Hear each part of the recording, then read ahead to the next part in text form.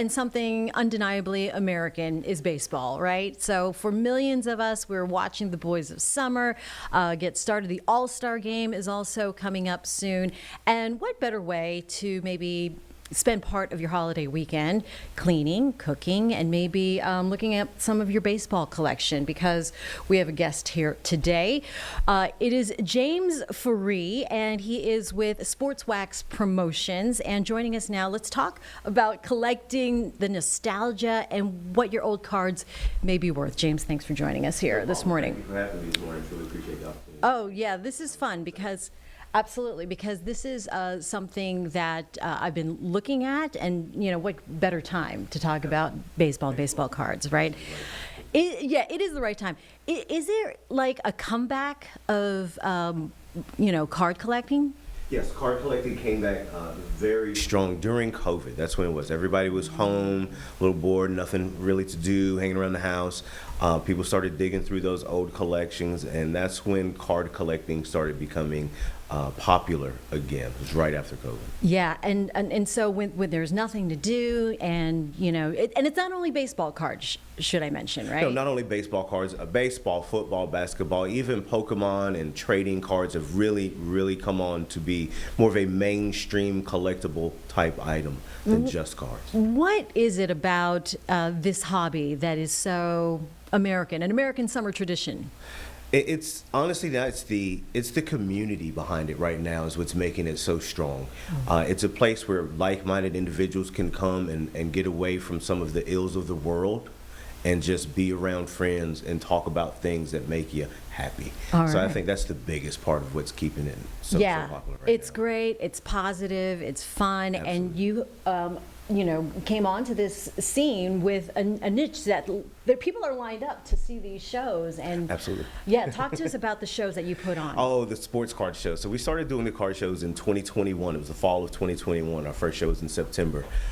We were just really looking to do, for me, it was another way to just get out of the house. We were coming right out of COVID.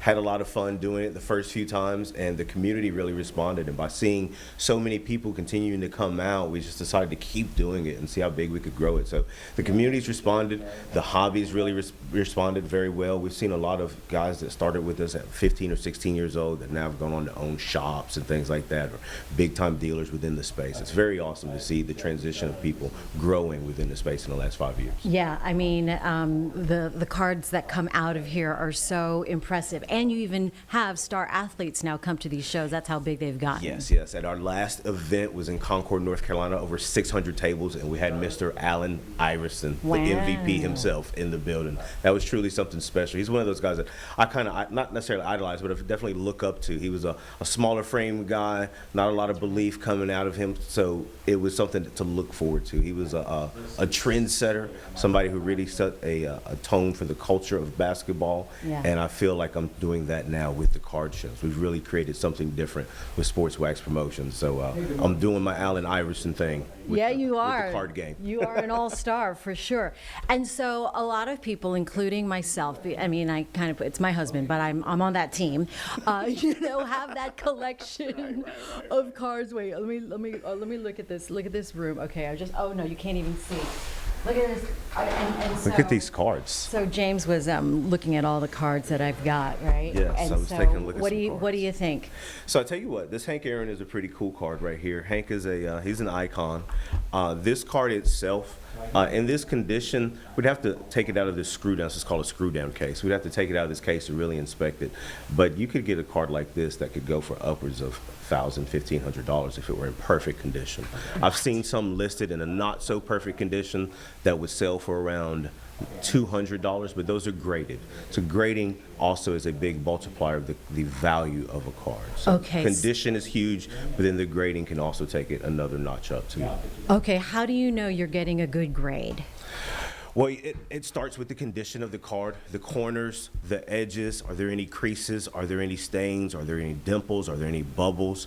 That's where it starts. So it starts there. And then you would determine whether or not it was good enough to send off for grading. Because in some cases, that card might be worth more to somebody in this condition than if it were to grade a very low grade, say a PSA 3 or something like that. To where it might only be worth $20 at that point, but somebody might give you $50 for it just like this right now. So sometimes grading can affect the value in a negative way also. Oh, okay. So is this something like a gamble then? Do I want to grade it? Do I want not to grade it? And does it cost to get it graded? Yes, grading does cost. There are a lot of different grading companies out there. There are some that are more prestigious than others, and there's some that people just prefer, even though they're not the more prestigious brands. Cards like these, we would call these, more like vintage cards. A lot of people grade this with a company named SGC. It just looks better. It's a better looking, what we call slab for some people, especially when it comes to the older looking cards. So it's a personal preference. Sometimes if you're not looking to resell the cards and trying to get more value out of the card through grading, and you just want to know it's authentic and you want to know how good of a card it is, it's just a personal thing to you at that point. You can get cards graded for as low as $9 or $10 also. So it doesn't have to be through a major prestigious company or something like that. Usually people do that when they if it's a higher end product, or that's their preference, or if they're looking to resell. Oh, okay. And there are a number of establishments in the Charlotte metro area that do this too. Well, there's some card shops that can help you with that. They submit to some of the larger ones, and then there are some smaller local grading companies. I do know one gentleman. He actually sets up at my shows. He owns his own little grading company, and that's somebody that you can take it to. They'll review it for you and give you a grade based on the condition of the card. Okay. As we talk inside baseball now, Yeah, pun intended. So what, I've heard the terms wax packs. Yeah. Are they, not as desirable? Wax packs. So the wax packs were the during the late 80s and the 90s, cards were what we call a little mass produced or overproduced. And that era of cards, and even before that, the packs themselves were like a wax wrap. It came in like a wax paper wrap. So that's where the term wax comes from. And we still coin it as wax. If it's a sealed product, some people still say sealed wax. It's where we actually got the term wax in our sports wax promotions name also. Wow. But some of those cards from the the late 70s, the 80s, and the 90s, because they were overproduced, it's hard to find cards that are going to be of significant value out of those series. What do you love about seeing these shows put together and the growth since 21? I love the growth. I love just seeing how many new people keep coming into the space, how many people keep getting exposed to the card shows. I didn't even know this was around. I didn't even know this was a thing. Yeah. People just come out, and it's beyond the buying and selling. It's just a place where you could come, walk around, and look and see things that you might never see in life, as far as the cards or the different toys or the different comics that we have there. So it's almost like it could be a museum for some people. It's something to do for the family. So I just love seeing all the different people from all walks of life that come out to the show. That's my favorite thing. Yeah, I mean, we're seeing generations of families, Yes. kids, their Yes. parents and grandparents. And so what should people know about this upcoming show? Well, our upcoming show is going to be next weekend, July 11th and 12th. So it's going to be during the All-Star weekend there. It's going to be an awesome. We're going to be in Mooresville, North Carolina at the Charles Mack Citizen Center. This is our 15th time at that venue. This was the second venue we ever went to, and we built the majority of our shows out of that venue. It's a favorite. It's a favorite venue for just about every collector that knows about it and has been coming for years. They love it. It's going to be an awesome time. There'll be plenty of sports cards, plenty of memorabilia, plenty of Pokemon, TCG. Everything's going to be there. And does it cost anything? Yes, so entry is $10, but it is free for children 10 and under. Nice. And we do have VIP packages for those hardcore collectors that want to get in the door a few minutes early and grab those deals before everybody else gets a chance to. Okay, very good. Anything else we need to know, James? Enjoy collecting and just collect what you love. Oh, collect what you love. Baseball Absolutely. is still kind of the top.